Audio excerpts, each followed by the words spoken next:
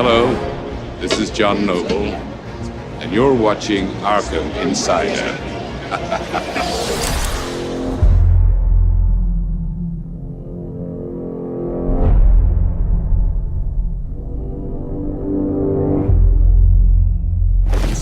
Steve's here from Rocksteady Studios with a brand new episode of Arkham Insider for you. We've got a Batmobile double bill for you today. You want pursuit mode? We've got awesome new footage of a Riddler racetrack. And if you want battle mode, we're doing a deep dive on some of the awesome features with our very own game director, Mr. Sefton Hill.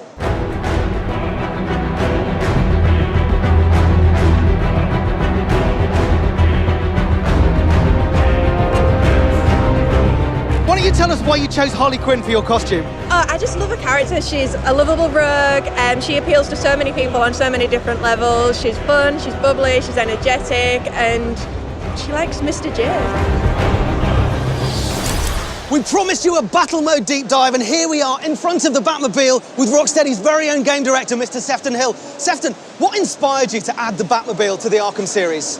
Well, really, we just felt that it was the one thing that we hadn't had a chance to do, was to really deliver the keys to this amazing vehicle, to give the player the freedom of Gotham City as Batman gliding above the streets, but in this awesome, incredible, famous vehicle, give everyone the chance to drive this and really complete that whole Batman experience. One of the things about the Batmobile that we absolutely love is the gadgets. What are the features that we can expect on the Arkham Knight Batmobile? Well, it's an extension of Batman, so it's absolutely full of gadgets in and of itself, and it helps him in every single way. You know, it helps him in combat, it helps you in puzzle solving, it can be controlled remotely. I mean, there's so many things on the car, even starting from the front. Have the power winch here that can be used to pull down objects, to supply power to objects. And then as we move back across the car, you've got the cockpit, kind of a fighter pilot style cockpit, shoots backwards and forwards, instant access. These immobilizer missiles here that Batman can use in pursuit mode to take down other vehicles. I guess we've missed out these awesome tyres, these omnidirectional tyres which allow the car to move in any direction, be completely and utterly agile when fighting hundreds of tanks throughout the Gotham City streets. There's also a couple of cool new features we've never talked about at all on the Batmobile. One is the EMP, so fitted to the wheels of the car is an EMP device. It's an upgrade that you get as you play through the game. And basically what this allows you to do is temporarily stun any of the Arkham Knight's drone forces. So when you're surrounded, 20 drone tanks, they're all firing at you at once. Boom, release the EMP device.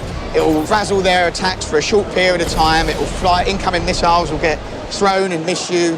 It gives you a little window of opportunity, a little breather while you're fighting all of these tanks.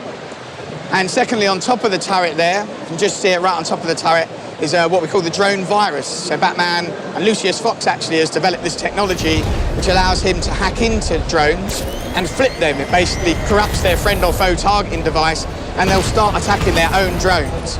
So you're dropping knowledge bombs about the options that we have when we're in control of the Batmobile and in control of Batman. You can take a hit with the Batmobile's heavy armor. You can evade a hit by strafing and using the dodge thrusters. You can disable enemy tanks using the EMP. You can destroy them using the heavy weaponry, and you can even turn them to your side.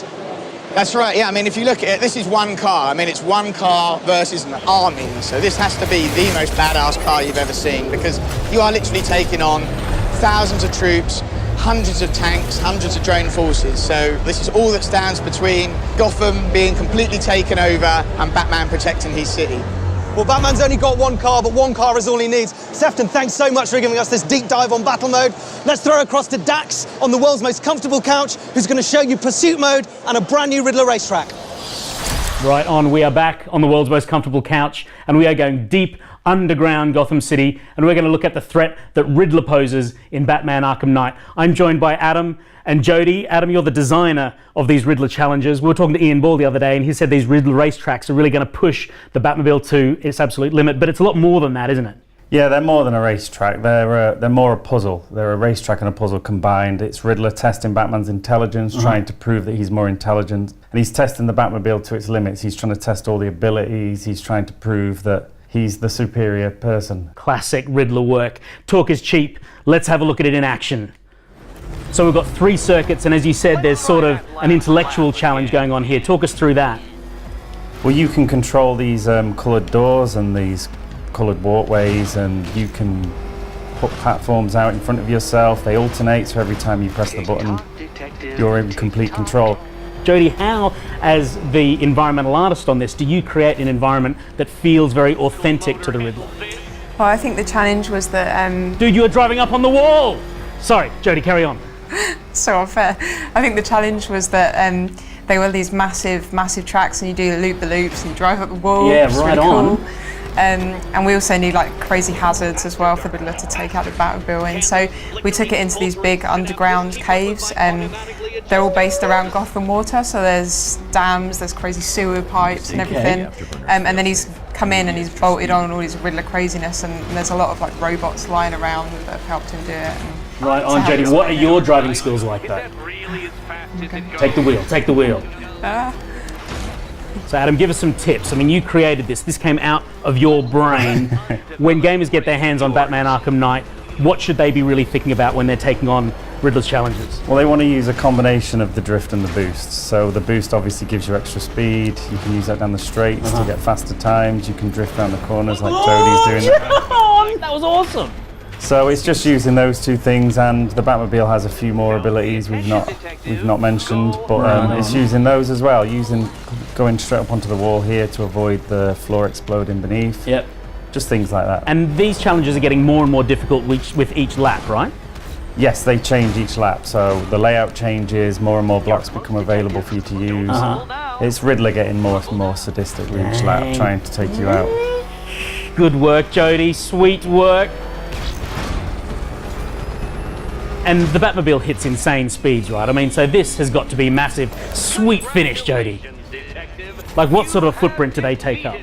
Well, they're like the city, they're enormous. We have to build roads wide enough for the car to fit in and wide enough to drift around, so they take up a huge footprint, they're massive. This game is huge. It is. Adam, Jodie, thank you so much for your time. You guys are critical to finishing out Batman Arkham Knight, right? So I'm not going to take any more of your time. You guys have got to get back into the studio and finish this game. thanks. That was Riddler. We're talking Riddler Caves on Arkham Insider.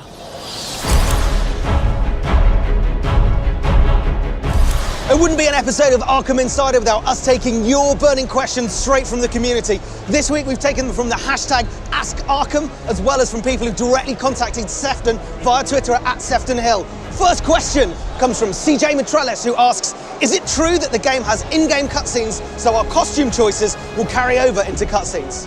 Yeah, so the cinematics in the game are rendered real time now. So if you're wearing a different skin for Batman, that skin is going to carry into the cinematics. It looks great as well. And we really wanted to make sure that the character you're playing is the character that appears in the cinematics. It's the same person. People you interact with are the same people from the cinematic.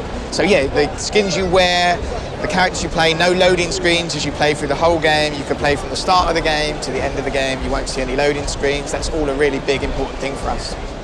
Next question comes from Iconic Records. What kind of Easter eggs can we expect in the game? You can expect a lot of Easter eggs and more in this game, probably in the last two games put together. But I don't want to ruin anything, I don't want to spoil anything. I think part of the fun is finding those things. There's some really obscure ones, there's some much more obvious ones. There's just a ton to find, and I think players are really going to enjoy it. Next question comes from Arkham Knight 01. Will New Game Plus be returning with other modes? Yes, so New Game Plus is back. So when you complete the main story, you're going to unlock New Game Plus. And in New Game Plus, you can go in, take all of your XP through, take your gadgets through that you've unlocked, which is a big thing, because that means basically you can then do some of the challenges from earlier on in the game, but with a whole new suite of gadgets that you never had the first time you went in, all the upgrades. And those things are all shared through both playthroughs. So similarly, any Riddler trophies that you found through the game are shared on both playthroughs. So if you played through, you've collected 100 Riddler trophies, you go in New Game Plus, you can go in and collect 100 more. They're shared between both playthroughs when you play through. Next question comes from the Arkham channel. How hard was it to think of new gameplay mechanics for this more experienced Batman from Arkham Knight? For the first game, we basically put all the ideas that we had into that game, and then at the end of the game, you feel a bit drained, and then you go away and have a holiday, and suddenly you're like, wow, like there's a whole new load of stuff we could do. And it was a very similar experience finishing Arkham City, put everything we had into that game, we came back for Arkham Knight, thought, okay, what can we do? Obviously the Batmobile being a huge new feature, lots of new gadgets and abilities for that. We also looked at the existing gadgets, a number of those return, and they have new abilities. Say like the Batclaw now has a new upgrade ability where you can use that to instantly take people down in combat, so you pull them into you and it smashes them down into the ground and takes people down. We have gadgets while gliding for the first time. So there's lots of new features in there that bolster your existing skill set. So all these skills that you've learned from the first couple of games, you'll bring to this game, and then they'll have new things you can do with all of those gadgets that you know and love. Last question comes from Martina, who asks, Sefton, can you release the game already? Well, we're so close now. We're just 3 weeks to go, and everyone's going to get to be the Batman. That's all we've got time for. If we answered one of your questions on today's show, a t-shirt is winging its way to you. And in the meantime, be the Batman.